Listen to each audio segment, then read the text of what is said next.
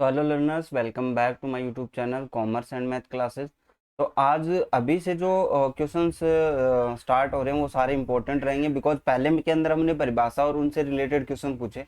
आज हम central tendency कर रहे हैं जो कि आपके एग्जाम के पॉइंट ऑफ व्यू से बहुत ज़्यादा इंपॉर्टेंट है।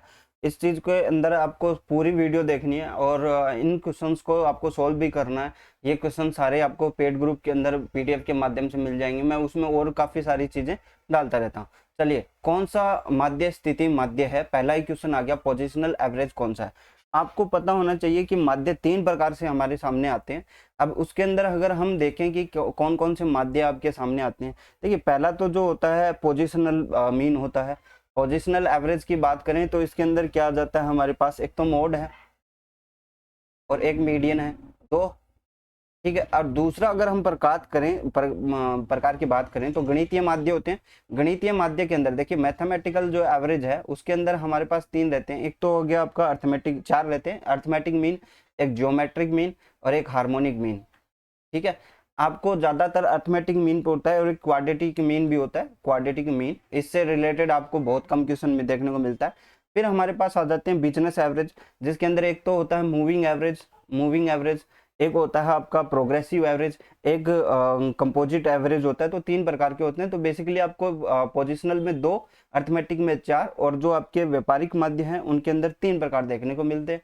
पोजिशनल मीन के अंदर मीडियन मोड दो ही चीजें आती है और यहाँ पे सिर्फ आपको मीडियन दे रखा है, तो आपका क्वेश्चन सॉल्व हो जाएगा।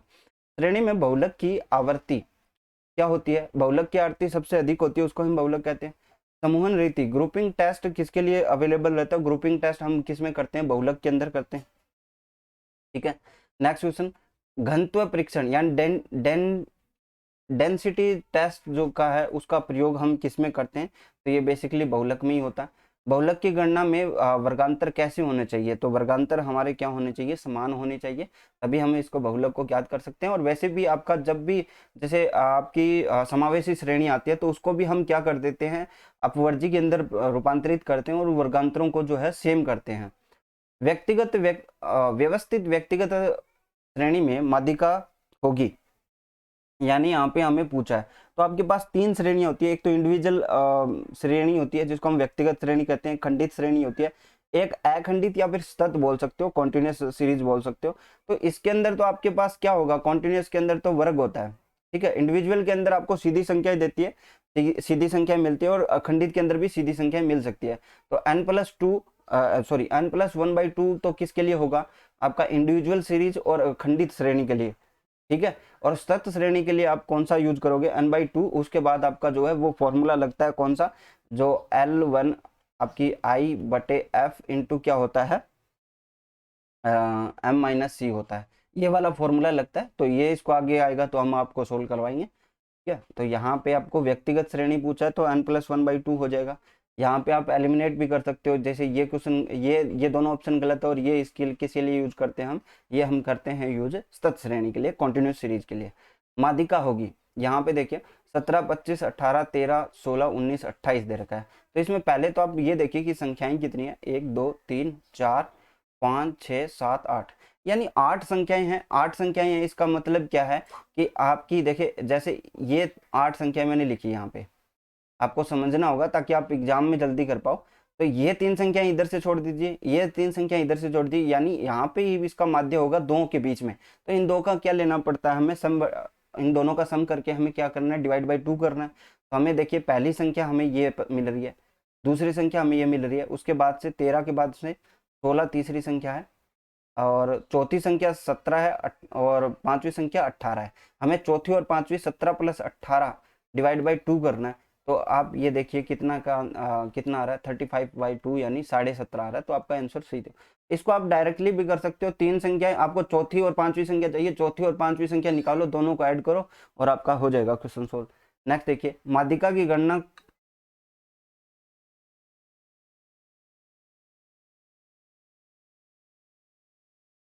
माध्यिका की गणना में श्रेणी को व्यवस्थित किया जाता है। या तो आप आरोही में कर सकते हो, या तो असेंडिंग या डिसेंडिंग, दोनों में, अथवा, लेकिन दोनों चीजें आपकी नहीं आएगी, एक ही चीज आती है, या तो आरोही या अवरोही। सतत श्रेणी में माध्यिका की गणना में कौन सा सम्मिलित किया जाता है? तो आपको सतत श्रेणी का मैंने पहले भी बताया, n/2 करके हम क्या करते हैं, L1 प्लस आई बटे यानी इंटरवल बटे F frequency into m minus C करते हैं। ठीक है, तो n/2 तो आपका क्या है, आपको पद निकालने के लिए दिया जाता है, m निकालने के लिए। माध्यिका होती है, माध्यिका क्या होती है, माध्यिका आपको बोलता है प्रथम चतुर्थक है, द्वितीय चतुर्थक है या तृतीय चतुर्थक है। ये बेसिकली द्वितीय चतुर्थक है। ये आपको क्या है कि श्रेणी को 2 भागों में बांटता है, Q2 जो होता है और Q3। देखिए यहाँ पे आपके 3 माप होते हैं, लेकिन इनको डिवाइड 4 भागों में करता है। जैसे अगर मान लीजिए कि ये एक पूरी संख्या है, तो इसमें अगर मैं 3 डिवाइड कर देता हूँ तो इसमें 4 भाग बन जाते हैं। एक तो ये बन गया, ठीक है, एक ये बन गया और एक ये बन गया और ये एक बन गया। जबकि हम माप देखते हैं तो एक Q1, एक Q2 और एक Q3, 3 ही बनते हैं ना। तो ये जो होती है वो आपकी माध्यिका होती है। श्रेणी का प्रत्येक मद पद गणना में सम्मिलित होता है। देखिए प्रत्येक मद की बात करें तो हमारा सिर्फ समांतर माध्य जो होता है सबका जोड़ करके उसका डिवाइड करते हैं हम n से। 25 अंकों वाली श्रेणी का समांतर माध्य 16 है, 27 अंकों वाली श्रेणी का माध्य 18 है। दोनों श्रेणियों का संयुक्त माध्य क्या होगा? तो देखिए इनका माध्य निकालना बहुत ही आसान है। कैसे कर सकते हैं हम? देखिए 27 का जो है, 25 का जो है वो 16 है, इंटू 16 किया तो इसका हमें पद मिल जाएगा 25 के 150, 15, 25 से 400, इनका आ गया 400 योग। ठीक है, आगे देखें तो 27 इंटू 18 करना है, क्योंकि 27 का कितना है एवरेज 18, तो इसकी टोटल आपको मिल जाएगा 27 इंटू 18, ये आपका 486 आ गया। इनको जोड़ो 886 हो गया। अब इसके अंदर हमें डिवाइड करना है। देखिए 25 तो ये समंक है और हमारे 27 ये, तो कितना हो गया 52 हो गया, 52। तो आपका कितना आ गया 52 का डिवाइड कीजिए 17.03 आएगा, 17.03, यही आपका आंसर हो जाएगा। गुणोत्तर माध्य, गुणोत्तर माध्य जितने हमारे पास पद होते हैं उनका ही हमें क्या होता है, जैसे 2 संख्याएं हैं तो हमें वर्गमूल करना होता है, 3 संख्याएं हैं तो घनमूल करना होता है, 4 संख्याएं हैं तो उसको 4 के अंदर रूट के अंदर करना पड़ता है। तो इसका बेसिक सा फॉर्मूला अगर आपसे पूछ ले, अदरवाइज तो आपको पूछता नहीं है, बट इसका बेसिक सा फॉर्मूला है, आप इनको तोड़ दो। जैसे 20 को अगर हम तोड़ें तो हमारे पास क्या आएगा 2 इंटू 2 इंटू 5। ठीक है, अगर 30 को हम तोड़ें, 30 को तोड़ें तो क्या आ जाएगा 2, 3 इंटू 5, यही आएगा। 45 को अगर हम छोटा करें तो 3, 15 आ गया, 3 और 5। अब आपको क्या करना है, 3 संख्या है तो 3 3 के जोड़े बनाने। देखिए 2 का एक जोड़ा बन रहा है तो ये बाहर आ जाएगा, 5 का एक जोड़ा बन रहा है तो ये बाहर आ जाएगा और 3 का एक जोड़ा बन रहा है तो ये बाहर आ जाएगा। 2 5 10 और 3 30 हो गया। तो इसका आंसर क्या आ जाएगा 30 आ जाएगा। बहुत ही सिंपल है। विभिन्न दूरियों की औसत गति निकालने के लिए प्रयुक्त माध्य, तो औसत गति अगर हम निकालते हैं तो कौन से माध्य का यूज करते हैं, हरात्मक माध्य का यूज करते हैं। तो इनके अंदर भी आपको ध्यान में रखना है गुणोत्तर माध्य किस में काम आता है, हरात्मक माध्य किस में काम आता है। ये बहुत इंपॉर्टेंट हो जाते हैं जब आप इन चीजों को करते हो, है ना। नेक्स्ट क्वेश्चन क्या आता है, असमित वितरण। असमित नहीं होगा यहाँ पे, असममित होगा, यानी असमान वितरण। असमान वितरण होता है वहां पे आपका जो है एक्स बार जो है बड़ा होता है, अगर समित वितरण होता है तो आपका इक्वल होता है। तो यहाँ पे एक्स बार आपका बड़ा होगा, ज्योमेट्रिक मीन और हार्मोनिक मीन जो है सबसे छोटा होता है। इस तरह की चीजें भी आपको याद रखनी है, डायरेक्टली आपसे पूछ सकता है एग्जाम में। ठीक है, नेक्स्ट क्वेश्चन देखिए।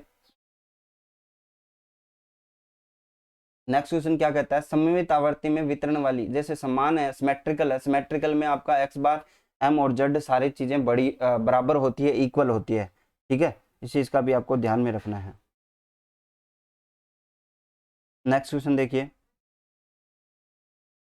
नेक्स्ट क्वेश्चन क्या कहता है, कौन सा कथन सत्य है। अब ये आपके लिए थोड़ा सा पेचीदा काम हो जाता है। अगर इसके अंदर आपको एक फॉर्मूला ध्यान से पढ़ना है। देखिए मैं आपको एक फॉर्मूला बता देता हूँ, बहुत ही सिंपल सा फॉर्मूला है, तब आपको सारा समझ में आ जाएगा। जो मेन फॉर्मूला है वो क्या है आपका, देखिए यहाँ पे नोट डाउन कर लीजिएगा आप। एक्स बार माइनस जेड बराबर क्या होगा 3x बार माइनस एम। ये फॉर्मूला आप लोग ध्यान रखोगे, जब तक आपका एग्जाम नहीं हो जाता तब तक आपको याद रखना है। अब यहाँ पे देखिए एक्स बार माइनस एम दे रखा है और हमारे जो यहाँ पे देखते हैं हम कोई फॉर्मूला बन रहा है क्या नहीं बन रहा। देखिए एक्स बार माइनस जेड बटे 1/3 दे रखा है, तो ये तो अपने आप में ही गलत हो गया। अब एक्स माइनस जेड ये आपका गलत हो गया अपने आप में। X bar minus M 1/3 x बार जेड हो सकता है, सही बात है। यहाँ पे 2/3 दे रखा है, तो 3 तो आपका अपने आप ही कट रहा है, तो इसमें तो आपको कुछ करना ही नहीं था। लेकिन अगर आप इसको ऐसे निकाले x बार माइनस m, और ये जो 3 है ये क्या है, गुणा के अंदर इधर जाएगा तो क्या हो जाएगा, डिवाइड में हो जाएगा, तो ये 1/3 हो जाता है। बस इतनी सी बात थी। ये तो आपका क्वेश्चन सॉल्व भी वैसे ही हो जाता, क्योंकि यहाँ पे 2/3 दे रखा है, यहाँ पे 2/3 दे रखा है, तो ये तो आपस में कट रहे थे। यहाँ पे क्या दे रखा है, एक्स बार जेड बराबर 3 होता है, यहाँ पे 1/3 नहीं होता, तो ये भी अपने आप ही कट रहा था। श्रेणी के सभी पद मूल्य समान होने पर क्या होगा, अगर आपका सभी समान है तो ये सारी चीजें क्या हो जाएगी, आपकी इक्वल हो जाएगी। नेक्स्ट देखिए, यदि एक्स बार कितना है 27.25, एन कितना है 72 है, F sigma F D x कितना है -155, तो कल्पित माध्य कितना होगा। अब देखिए एक चीज आप लोगों को समझ में आ रही है, अगर आपने थोड़ा सा ढंग से पढ़ा हुआ है तो आपको क्लेरिफाई हो रहा होगा कि अगर मान लीजिए कि आपका माइनस के अंदर आ रहा है एफ डी एक्स, तो हमारा फॉर्मूला क्या होता है, X bar minus A plus sigma F D X बटे एन होता है। अगर ये माइनस में आ रहा है, कहीं ना कहीं हमने अज्यूम किया है, वो अज्यूम्ड मीन आपका बड़ा रहा होगा, तभी तो आपको ऐसा लग रहा है ना। अगर फिर भी आपको नहीं समझ में आ रहा, इतना इतना दिमाग आपका नहीं चल रहा, देखिए इससे बड़ा ही होगा, ये 27.25 है ना, इससे बड़ा होगा अज्यूम्ड मीन। क्यों, क्योंकि आपकी जो F sigma F D x जो है वो माइनस के अंदर आ रही है, तो मेरे हिसाब से बड़ा तो यहाँ पे 2-3 चीजें दिखाई दे रखी है, ये ऑप्शन 2 काट सकता हूँ मैं, और 40 तक ये जाएगा नहीं, क्योंकि -155/72 करो आपका लगभग 2 के आसपास जाता है, तो ये 30 वाला ही ऑप्शन आता है। लेकिन फिर भी आपको संतुष्टि के लिए मैं इसका बता देता हूँ कैसे होगा। देखिए एक्स बार आपको दे रखा है 27.85, ठीक है, बराबर अज्यूम्ड मीन आपको पता नहीं है, सिग्मा एफ डी एक्स -155 है आपका, और आपका जो एन है वो 72 है, तो यहाँ पे आप देखिए 2 के लगभग आएगा, और ये माइनस के अंदर है, इधर जाएगा तो ये प्लस के अंदर हो जाएगा। 27.85 के अंदर आप जोड़ोगे 2.15 के आसपास आएगा, तो ये आपका 30 की वैल्यू बनाएगा, ठीक है, तो यहाँ तो आपको कोई दिक्कत नहीं है। निम्नलिखित श्रेणी का बहुलक ज्ञात कीजिए, तो यहाँ पे आपको फ्रीक्वेंसी कोई भी मैच नहीं हो रही, कोई भी पद जो है 2 या 3 बार नहीं आ रहा, तो आपका बहुलक क्या होगा, अनुपस्थित होगा, ऐसी संख्याओं में बहुलक नहीं होता।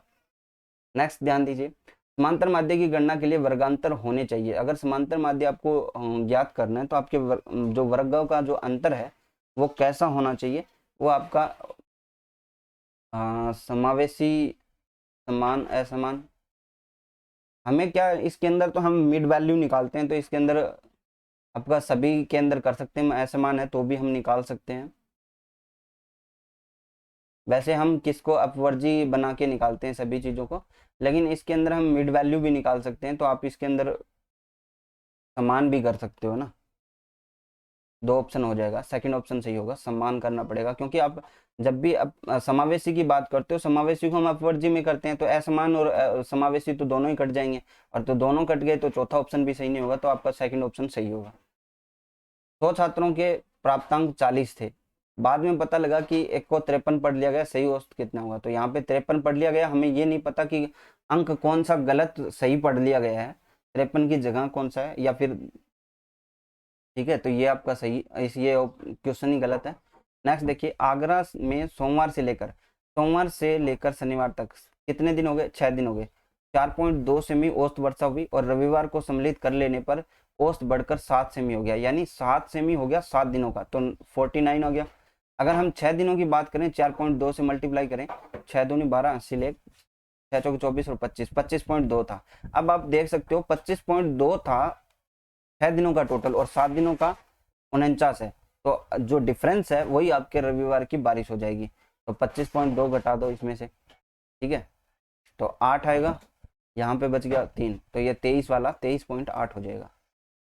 एक्स बार आपका 10 है, जेड आपके क्या है, जेड आपका 13 है, तो माध्यिका क्या होगी, तो इसको हम सोल्व करते हैं। देखिए एक्स बार आपका 10 है, एक्स बार आपका 10 है और जेड आपका 13 है। जब मैंने आपको फॉर्मूला बताया, तो इसमें आपका जो मीन है वो क्या हो जाएगा, 3x बार प्लस जेड होता है, ठीक है, डिवाइड बाई 3 होता है, ये होता है। अगर आप फॉर्मूला निकाल सकते हो तो निकाल लीजिए, कि इसमें भी कुछ भी नहीं, कुछ भी इंपॉर्टेंट नहीं है। देखे जैसे मैंने ये वाला फॉर्मूला बताया आप लोगों को, तो इससे भी आप निकाल सकते हो, इससे भी आप निकाल सकते हो, बट आपको अगर डायरेक्टली याद करना है तो 3x बार प्लस जेड बटे 3 होगा, तो आपका देखिए क्या हो जाएगा,